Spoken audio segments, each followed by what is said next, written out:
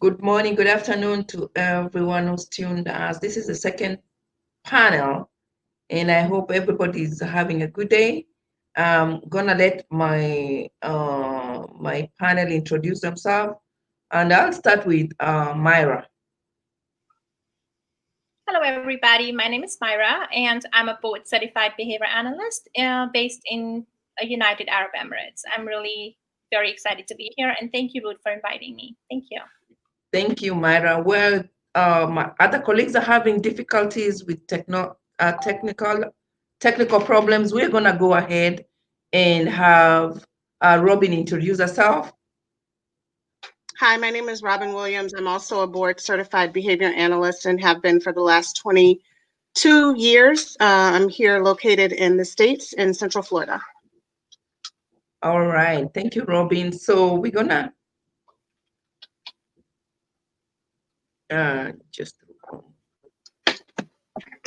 go ahead and ask questions here, and so that we can get everyone to speed.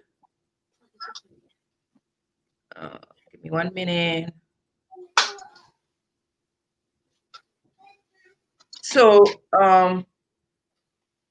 talk to us. Is there can people confuse? This is just a question that I'm going to ask. How can people confuse autism, Robbie? How can it confuse autism? Can it be confused with another? Yeah. Sure. Yeah. All right. Definitely. I know we're talking about cultural barriers and diagnosis specifically, and in the States, at least, we know that Black children are twice as likely to be diagnosed with conduct disorder when they are displaying behaviors that are challenging, right? And sometimes those challenging behaviors may be associated with autism. So that's sometimes what can happen with misdiagnosis. We also know that Black children are diagnosed about a year and a half later on average than white children here on the States, about a year and 4 months later. And so that diagnosis going unknown for that amount of time, we know that the earlier the intervention, the better. And that sometimes is what happens to Black children in the States. I'm not sure if that's worldwide data. Myra, do you know if that is something that is similar that's seen where you are?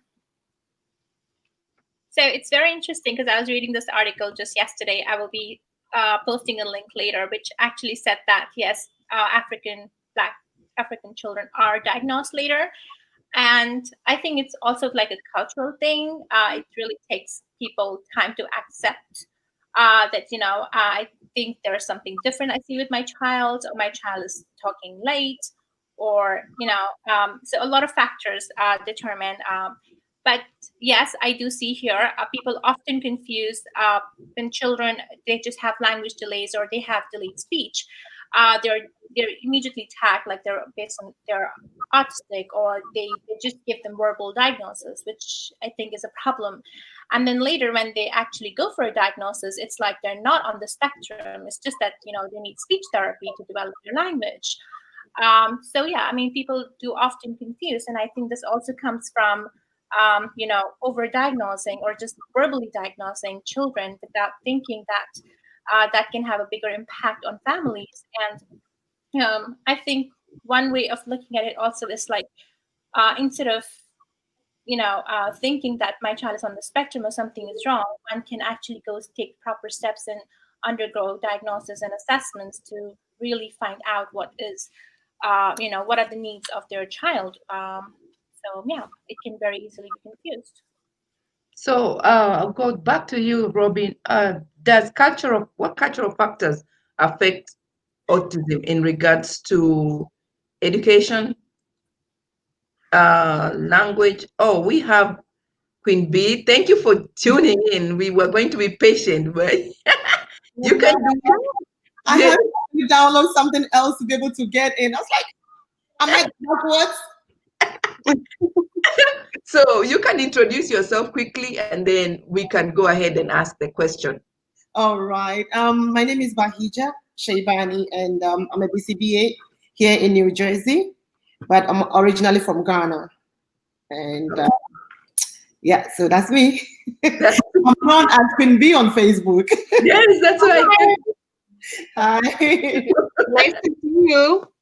We talk on Facebook, but I've never talked to you. I know, me too. So it's nice to see you and talk to you. All right. So Yeah.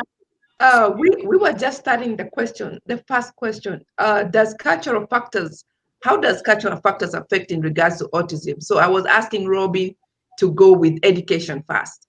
Okay. Yeah, a lot of times when parents have different levels of education, and almost to chime in with what Myra said, they may not be aware of what the developmental progression should be for their children. So they may notice language delays later in their children.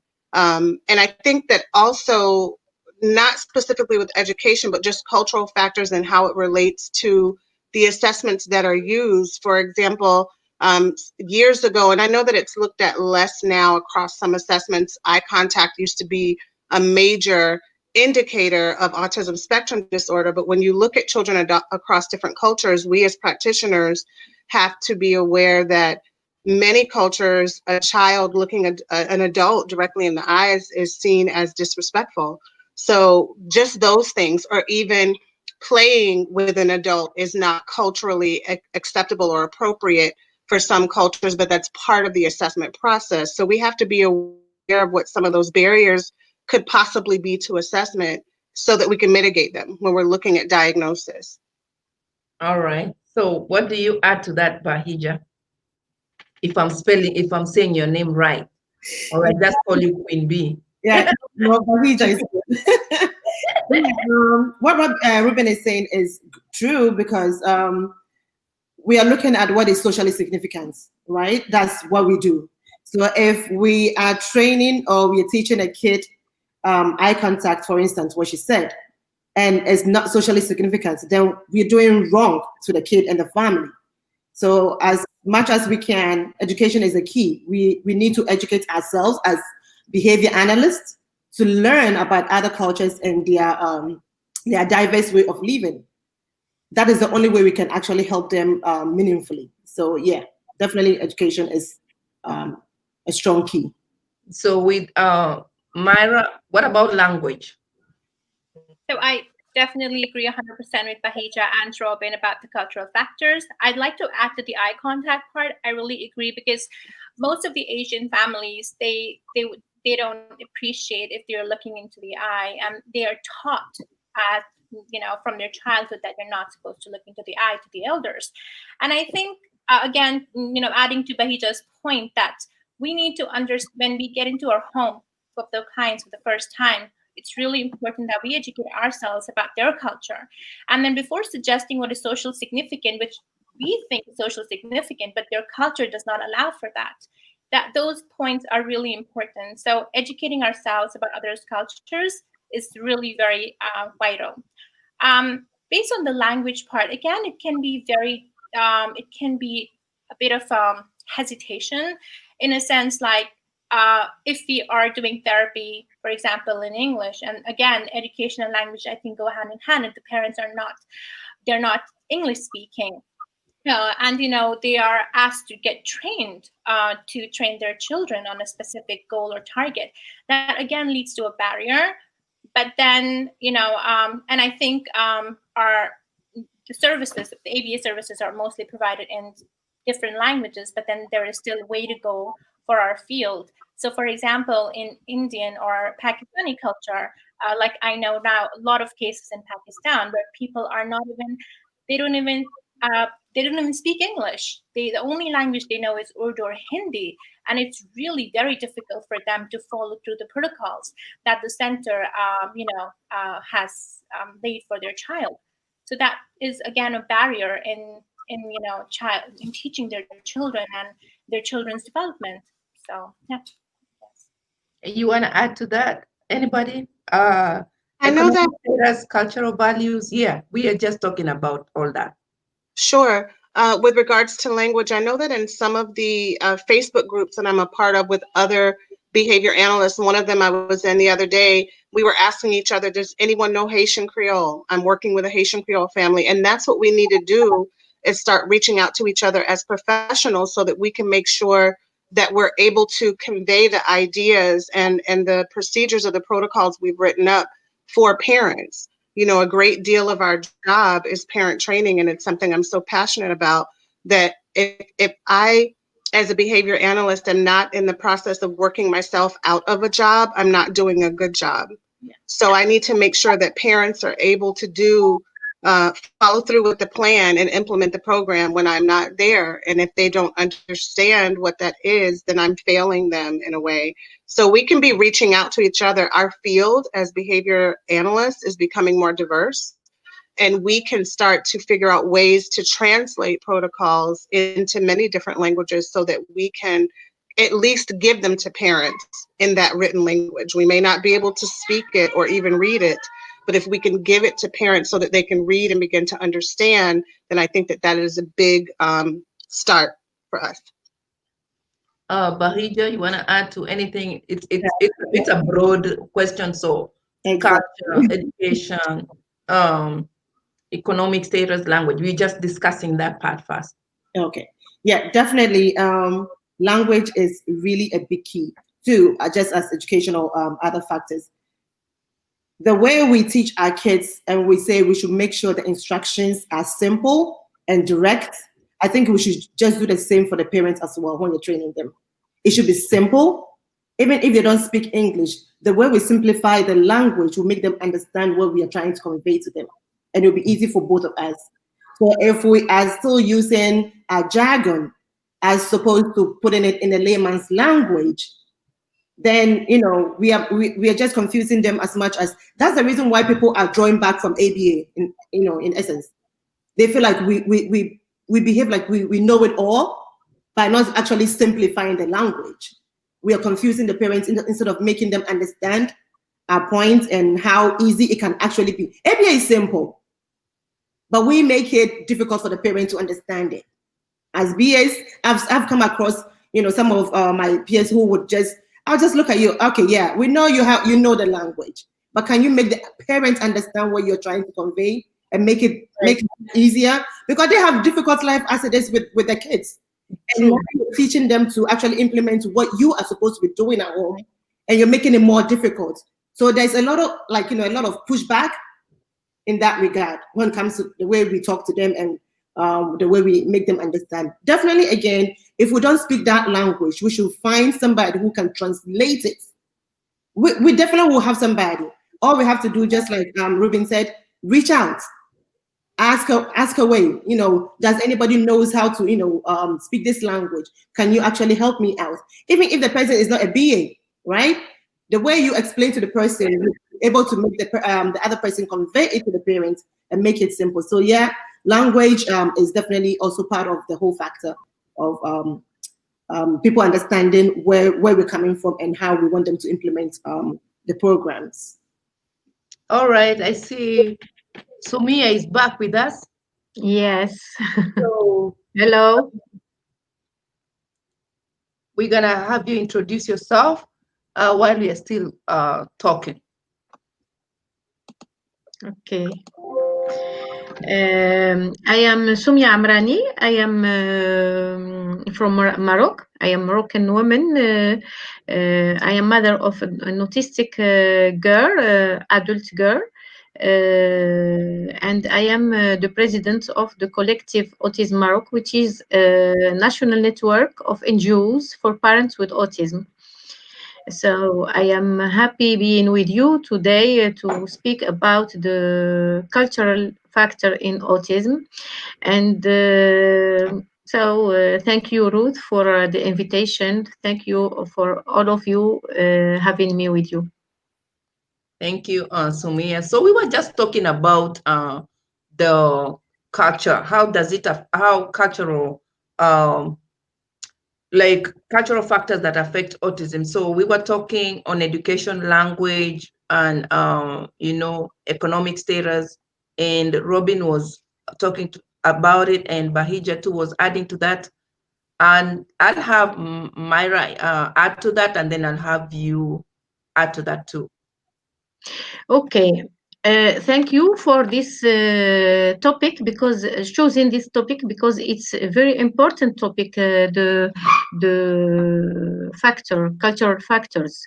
I think that our attitude to autism is highly impacted by how we are how we see autism, and how we have a vision about autism. I think, as a mother, in my experience, persons with autism are facing most lot of challenges due to a dual vision of autism. Somebody think that autistic person are genius.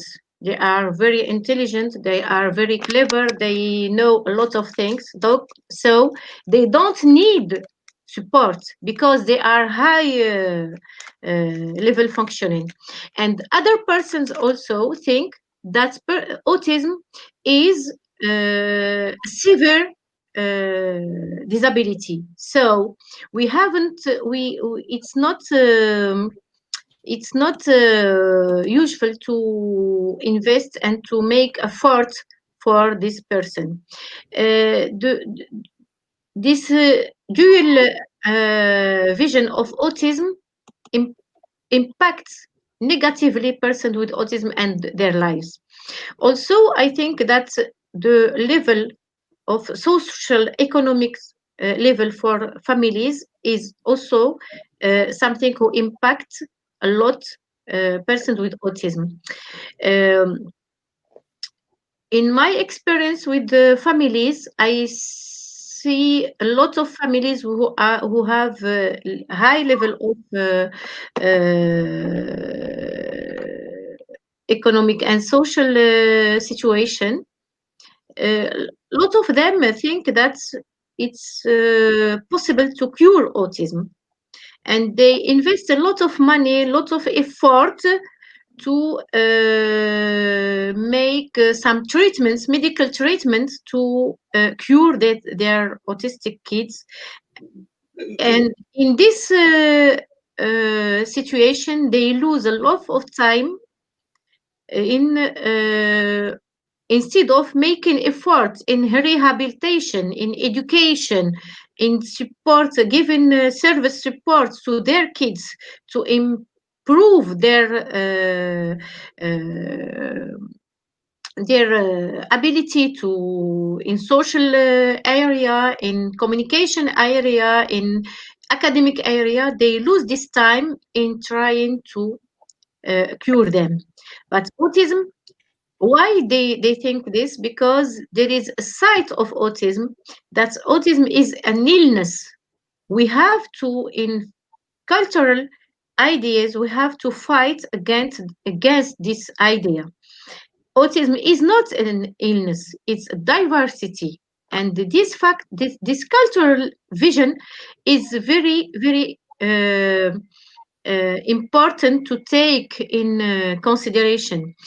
Again, we have a lot of families who are in not they are not in high level economic and social situation.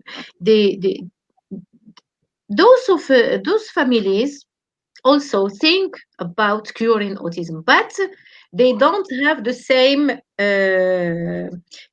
way. They don't take the same way. They don't go to the medicine and treatment. They go to marabout, to religion, to try to have some support from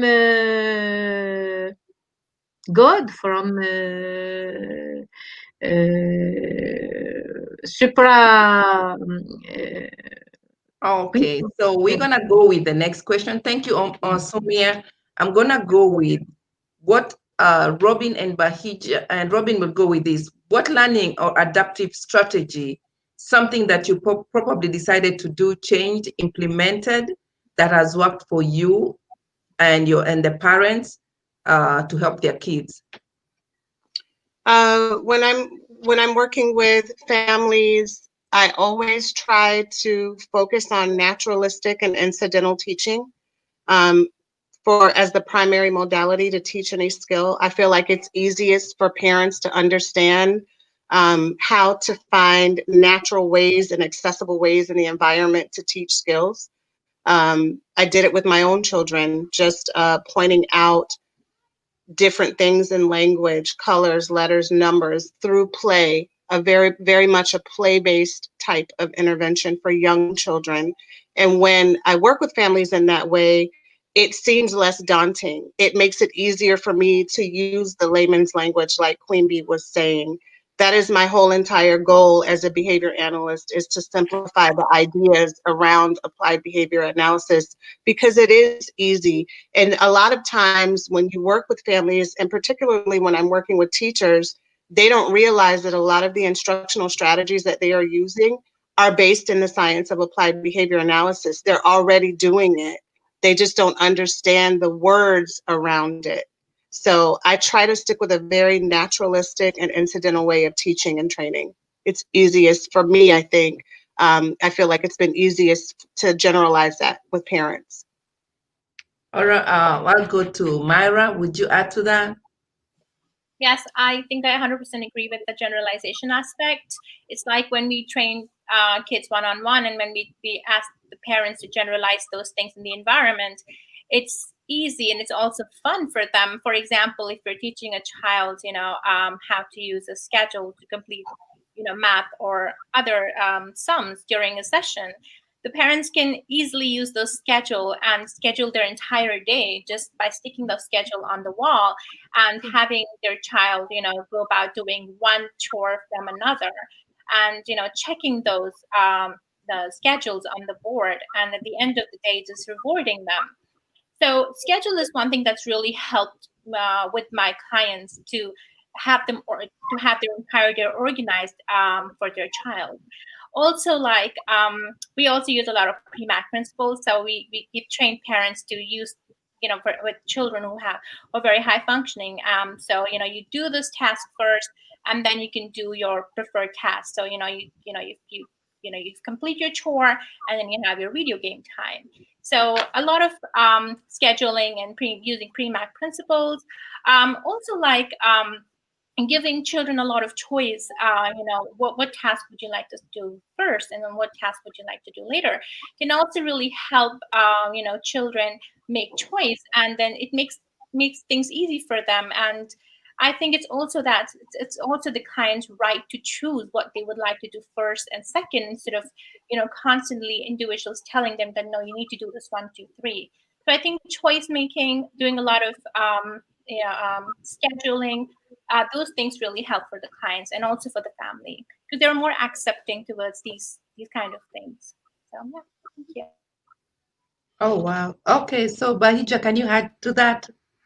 Yeah, definitely. What Myra and Ruben said is like the very basic that you can actually teach the parents, because it's easy, natural, incidental teaching. Is the very simple way. It doesn't seem as work for the parents, and it doesn't seem as work for the kids as well. They think they're playing, but you're incorporating work and programming in it that they don't even notice it. Because if you're playing with toys and you're teaching them what color is this toy, right? What do we do with it? You are making them feel like they're playing, but you are actually teaching them. If you don't know it, you prompt it or you tell them what it is. So it's teaching. Visual schedule is the best thing for you not to have stop it, don't do it with the parent, like with the kids, going in and arguing with the kids. Visual schedule is the best. You have it on. When you finish this, you check it out. You finish that, you check it out. So as the day goes on, you're checking off everything you're doing, and it becomes what easy chore for you to do. Also, the choice making, as she said, you want to make them feel like you are giving them a choice, but in essence, you're not giving them a choice. You're making them do what you want them to do, but you're asking them, which one do you want to do first? And they feel like, oh, they're making the choices. Great. So it makes life easy for you as a parent, and they think, oh, they're making their own decision. That's good. One thing I also like to add is transitioning.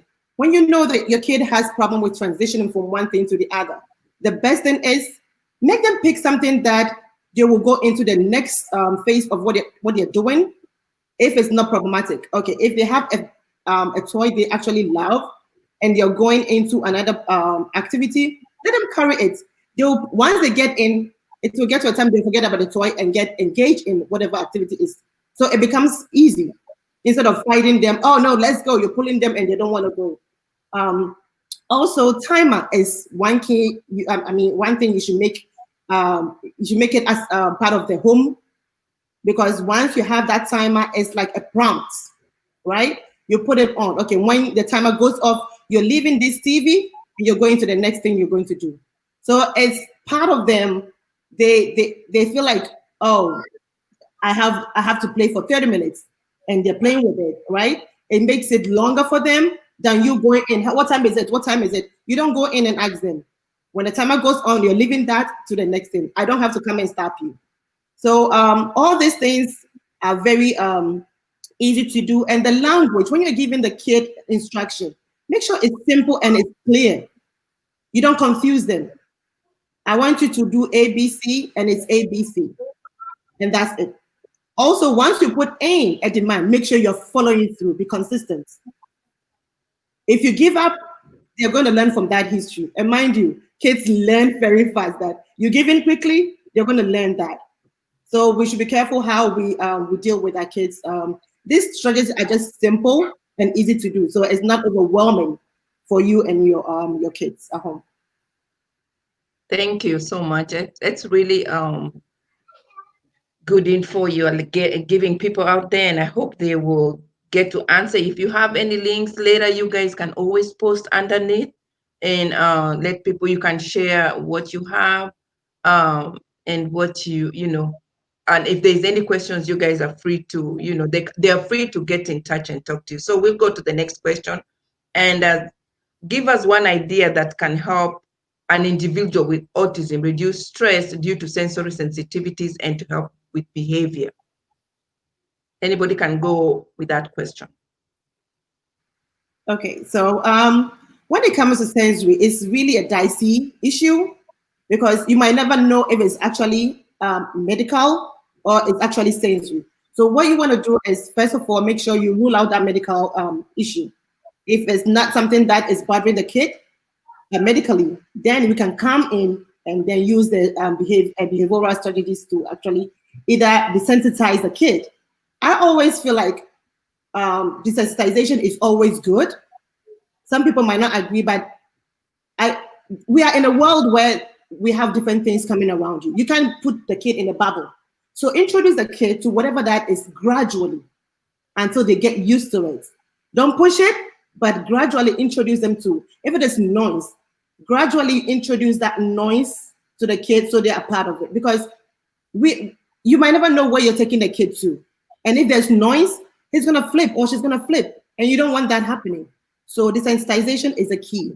Do it, introduce it gradually, take them in and then bring them out to calm down. Take them in and out until they get used to it. So that's what I can say about that. Anybody else wants to you. I agree with you 100%. And that's exactly my thoughts, that the medical issue should be ruled out before we even conduct another assessment to figure out what can be the function of the behavior and if it is relating to the sensitivity. So then I agree that we can desensitize. Another way is because the children, clients, adults, but on the spectrum, they have to live in the society. So it's also really important to think of alternative methods that we can teach the children. So for example, loud noise, learn to wear an earbud, flashy lights, you can put on the glasses. So maybe a few alternative methods that could be taught to children so that they can, because if before even we plan to, or by the time they are, completely, to get desensitized with whatever sensitivity they're having, maybe these alternative methods can really help them. So just a few points there. Well, I want to add something, if you don't mind. You spoke about sensory issues and some problem of health. I think it's important to have data as a mother of an autistic girl who was diagnosed too late, about 14 years when she was diagnosed with autism. I think the most thing which helped me is taking data and working close to professionals. It's very important, this fluent information between parents and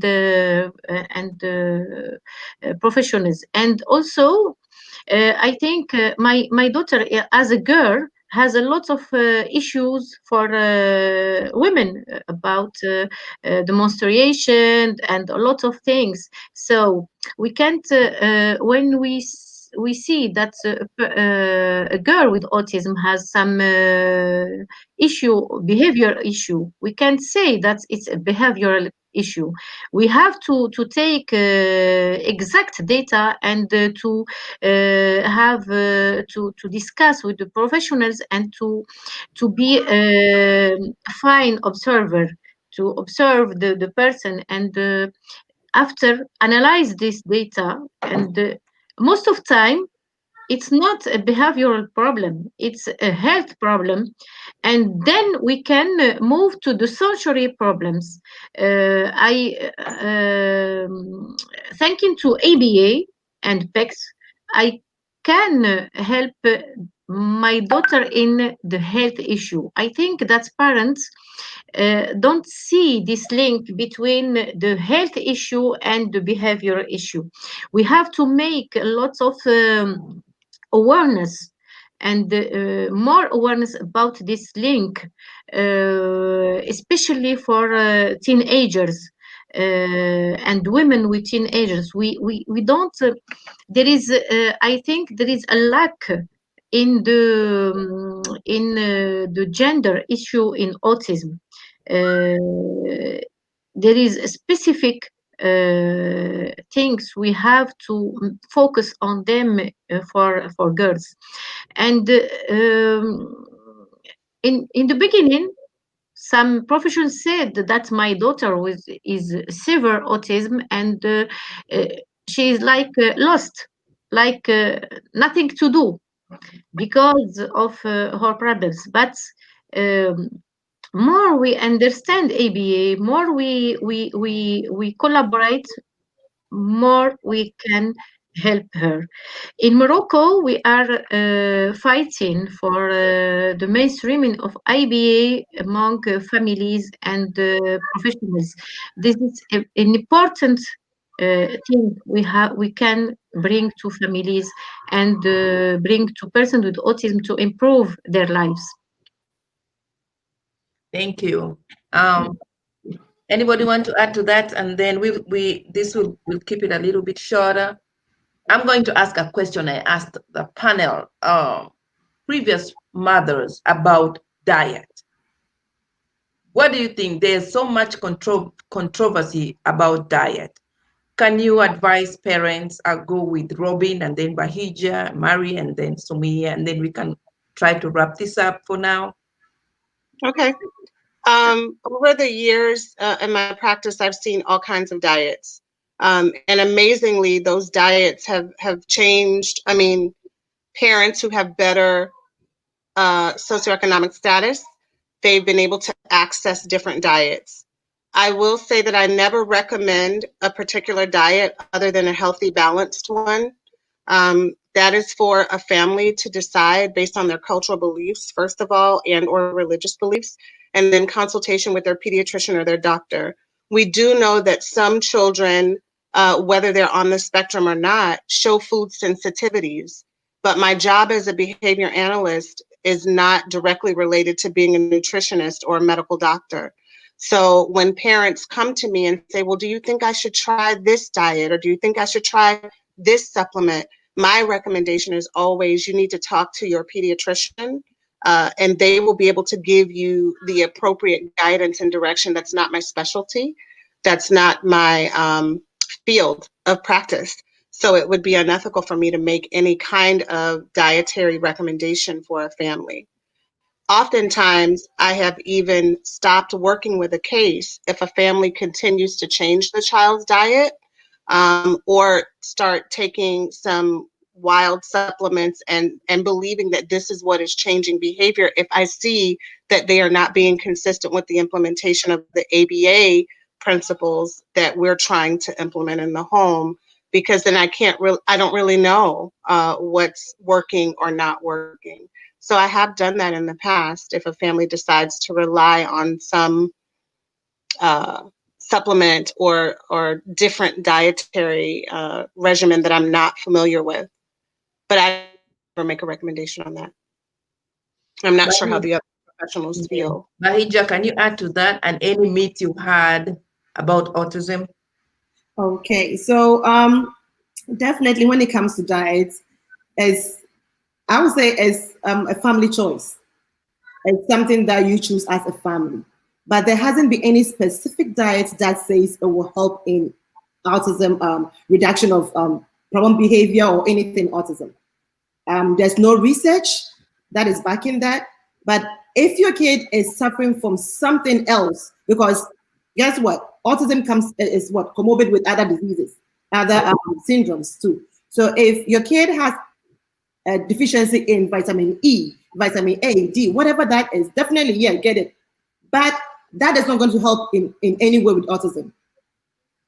ABA has always has been the evidence-based therapy that there is for the kid. We're not saying ABA cures. ABA, it just helps you to have a meaningful life as best as you can. If you both implement it, if the therapist implements, parents implement, everybody around the kid implements the same thing that we're saying. Yes, definitely your kid is going to have a significant lifestyle. But when it comes to diets, I haven't seen any. I mean, I haven't been in this field for a long time, but from things I have read and research I have been in and read, there hasn't been any specific diets that we would recommend for kids or their families with autism. So definitely it should be something that is choice. But if somebody is selling to you that, oh, when you eat this particular food, please don't fall for it. I know parents are vulnerable when it comes to things like that, and they will try everything and anything. I've seen, I mean, just like Ruben said, I've seen kids who will come in, their parents come in with this different kind of supplements, and then the kid will run. Like I had a clinic where I used to work. The kid will come the whole day. We can't even do any work with the kid because they have diarrhea. And we keep constantly changing them, and the whole week we go like, "Hey, can you tell us what's going on with your kid at least?" Oh, I started giving him this, that, and you didn't think you have to tell us about it. Like we are suffering, right? We are suffering. I've even seen like working with kids, clinic setting or home-based setting, and you can see an increase in maladaptive behaviors around taking the supplements or around eating this certain diet. And when I bring that to the parents, like, oh, have you noticed that he's hitting himself in the head more every time you get ready to give him this supplement? That's problematic. Let's look at this data around this. Or he's on this schedule of eating. Maybe he's a little bit hungrier sooner than this regimen says. Can we look at tweaking this? And those have been the instances where I have decided to have to back away from a case because I feel like that could be causing more harm to the child than maybe some evidence-based procedures and strategies and things, even after looking at data, the parents that they don't want to implement, then I have to remove myself. I've seen some of the strangest things. I've seen some of the strangest treatments and supplements. And sometimes, honestly, it can just be scary. All right. I will let Myra add to that. Yeah, I want to add something. It's I agree with Myra, you Robin. want to speak? They made great points about the diet thing. I think again, parents are very vulnerable and they want, immediate results, and they just fall in for all these diets. Many of them asked me, like, can I start the gluten-free and casein-free diet for my kid? and not because they have an intolerance, but just they think that this diet is going to do some miracle to their child. And my only advice would be to obviously check for an intolerance test or check with your pediatrician. I'd also advise that they could do their own research and before they even take this big step. And I often see that my clients previously, they've started with this diet, but they could never go on with this diet for about 3 weeks, because this is a lot of investment and a lot of, it's really expensive to follow it. Following these diets are really expensive, and they cannot keep up with them. And what they do is they eventually withdraw, and that has caused so much loss of time for that child. And I think it's really important for us that we can educate parents out there about these different diets.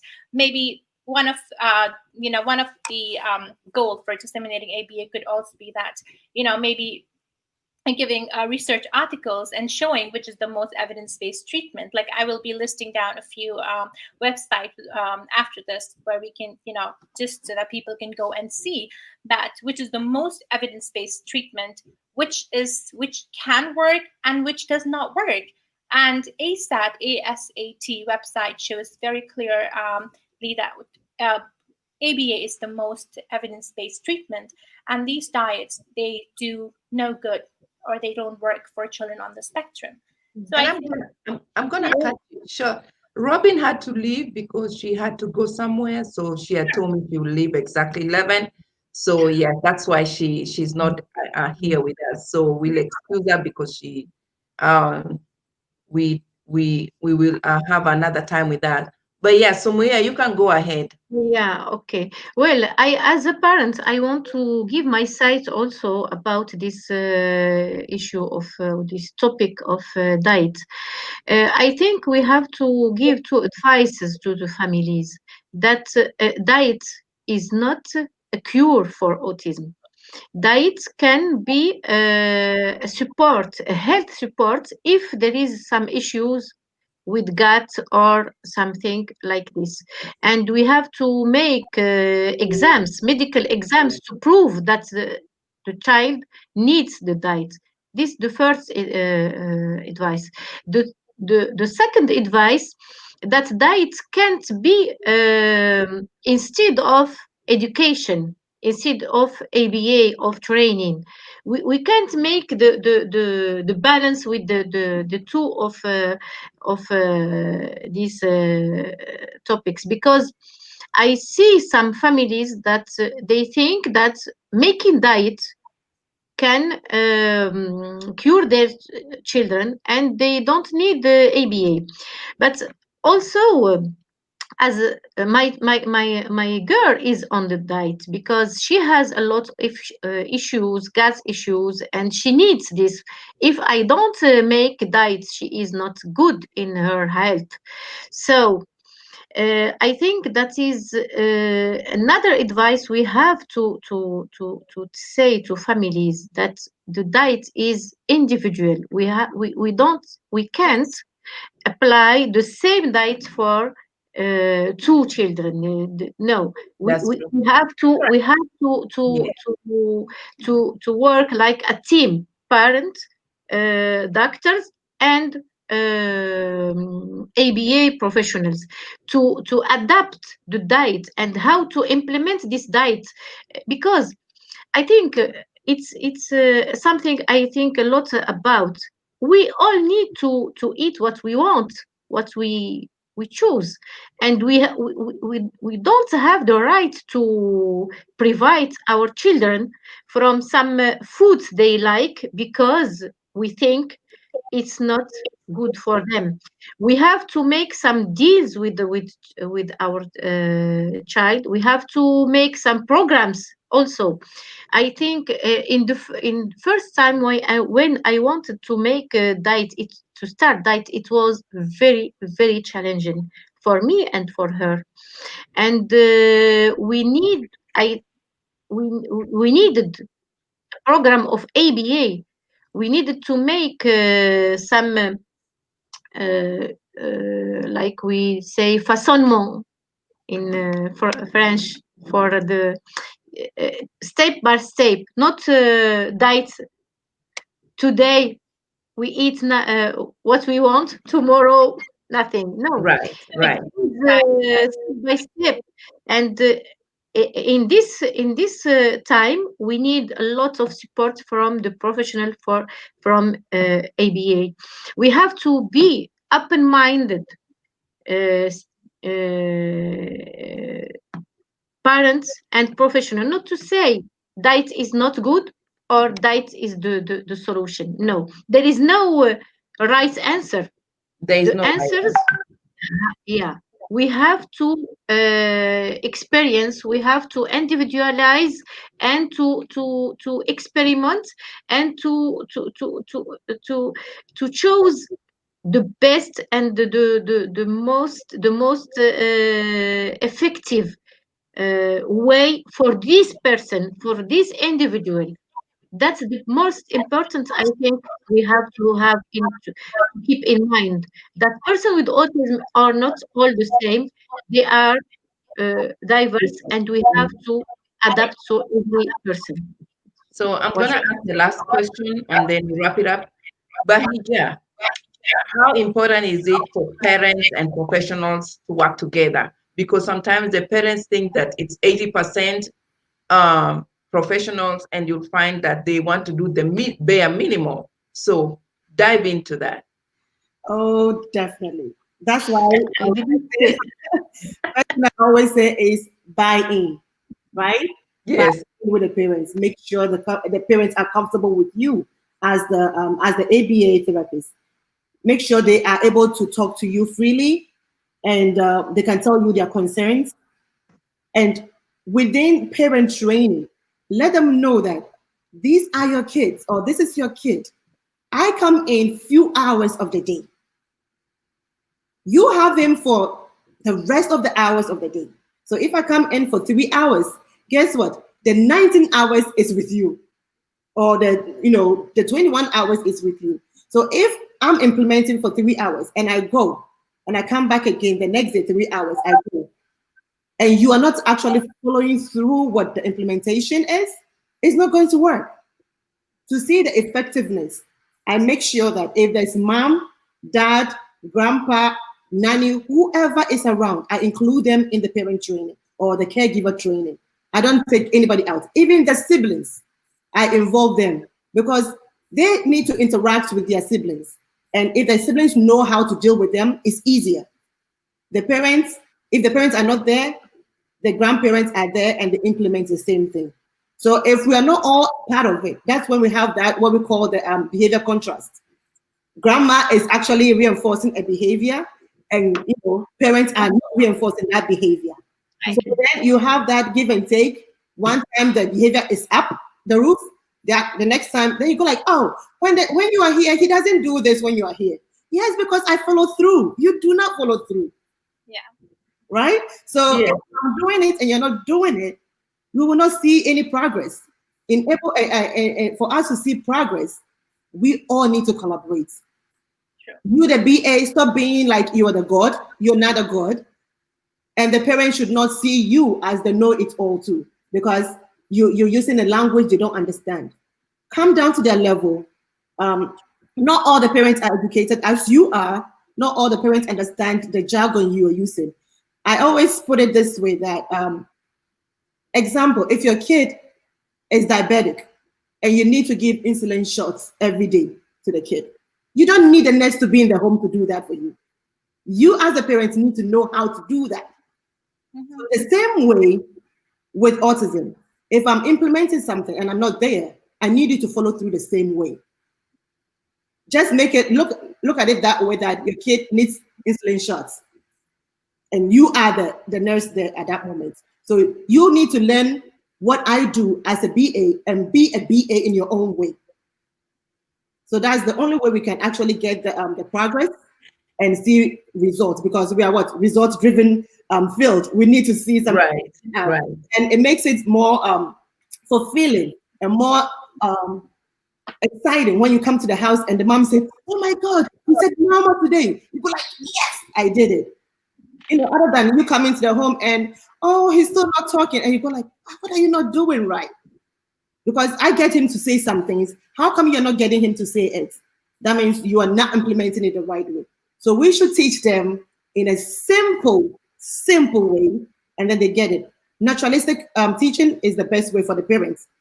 We don't want them to sit at the table and teach the kids, this week's trial. No, we don't do that. They can. So the best way is naturalistic teaching, incidental teaching. Oh, the kid is working with you, and then he start looking at it. Oh, you like that? What is that? And then you try to tell the kid what it is. What color is it? So you are teaching them as you're going. They don't feel like you're teaching them. They think you're having fun, and it sticks in very well. So that's what I think I should add. Awesome, awesome. But Myra, can you add to that? I love what you just said, and I agree with everything that you just said. For me here, it's really important for the parents to be trained properly, and then for them to understand when I'm taking a goal, why am I doing this for your child? What will this lead to for your child in the future? If your child is learning something, he's not learning this just for 2 days. This is going to impact his entire life. If I'm teaching a child how to wash hands, he would be able to wash hands for his entire life. But I need you to help me. I need you, when I teach him how to wash hands during the session, sit by me, watch me, observe, take notes, and then I give you an opportunity to practice unless you achieve mastery in training. And then I'm hoping that afterwards you have your child, you help your child wash his hands at home, in a different setting like a park, in grandma's home. So that's how we generalize with skills. But it's really important that parents should sit through the session if and whenever they can, observe, learn, see that yes, this therapy is working for my child. If she can do it, I can do it, and I have more hours to do. Like how Bahija said, I have way more hours to do, so I can really have a bigger impact on my child. And practice not just at home, in the park, like learning to say hello during the session, say hello to grandma and granddad, say hello to somebody else in the park. So parents' participation is really important because a therapist or a BCBA cannot go everywhere with the child. So it's really important the parents participate. The biggest and one of the most important things is also social skills. Like how Bahija said, I always have, if my clients have siblings, I always, those are the first people I'm like, once a week, we're going to have social skills. So, they are the best participants to have social skills. But then I can teach them how to interact with their siblings, but then the parents can really help me have them socialize with somebody else in the park. So this is like, it's like a circle. So it starts from us, and that's why parents, grandparents, siblings, they all play a very important part, because we can only teach and they can generalize, they can do so much more. So I think parent training is very, very important because they are the active participants, in their child's treatment. So, and they will be more likely to be more successful. So yeah, thank you. So Muya, can you wrap it up with that? Yeah, thank you. I want to say in this about this topic that we need to make a shift of paradigm, to make a shift of paradigm in the service reports for person with autism. A lot of countries and societies think that we can build institutions and make autistic institutions, and that will work. Actually, it doesn't work if we don't involve parents in this work. If we haven't a community rehabilitation based, we can't help person with autism. It's very important that all the community is have to be involved in this the education and the training for person with autism. We saw in this circumstances now with the quarantine that parents who hadn't have training, and parents who didn't interact with professionals were the most impacted with this quarantine, with the COVID-19. They couldn't help their children. They couldn't follow the programs, and they couldn't they deal with the decrease in tantrums and problems of behavior. And also children we saw a lot of regression in the learning and the area in behavior and area in social area. This quarantine showed us that we have to change the way of we think and we design services for person with autism, and also training for person with autism. I am a mother, and as a parent, I am in between. Sometimes I'm with the professionals because I am the president of the collective of Autism Morocco, and sometimes I am in the side of the parents. And I see there is a lots of misunderstanding between the two parts. Now we need to discuss and to be clear in the messages and what we want and how we have to work together for to help, because professional alone can't be effective, can't give a lot of improving for autistic, and parents alone also can't. um, Suddenly I see a lot of parents that they think if they have money and they pay a lot of professional, their kid will be good. It's not true. It's a very very bad idea, and we have I think the what we have to do now is raising awareness and campaign about this issue, which are the real barriers to improve life of person with autism. I think that's my side as a parent, but also as a president of the collective and advocate for autism. Thank you. And thank you so much. That you guys really make a good point when it comes to parenting training. That we, as a parent myself, and maybe other parents, we always think that we expect so much from the professionals instead of, because ABA, as you guys have said, is even here at home. We don't have to have it only in the school setting. Everything is ABA. What we do, what they learn is still ABA. So I'm so glad for this panel. Thank you so much, guys, and I hope you come back. Put more links. I will invite you back, and we'll make a broader topic, because this is really interesting, so that parents can really get to know that it's Thank you. important for their participation. And I hope that you'll come back and we continue another time.